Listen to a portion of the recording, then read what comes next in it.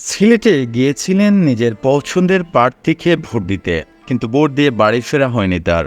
সিলেটের কোম্পানিগঞ্জে ভোট দিতে গিয়ে মফিজ মিয়া নামের সেই ভোটারের মৃত্যু হয়েছে। প্রাথমিকভাবে ধারণা করা হচ্ছে হিস্ট্রোকে মারা গেছেন তিনি। মঙ্গলবার দুপুর 1টার দিকে তেলিগাল সরকারি প্রাথমিক বিদ্যালয় ভোট কেন্দ্রে ভোট দিতে গিয়ে মারা যান তিনি।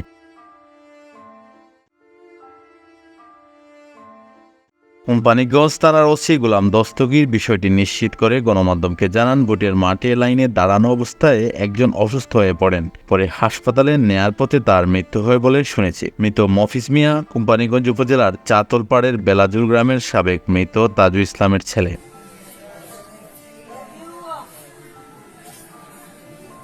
মফিজের স্বজনরা জানান, ভোট দিতে এসে ভোটারদের লাইনে দাঁড়িয়ে থাকা অবস্থায় হঠাৎ তিনি অসুস্থ হয়ে পড়েন। পরে তাকে সিলেট মেডিকেলে নেওয়ার সময় রাস্তায় তার মৃত্যু হয়।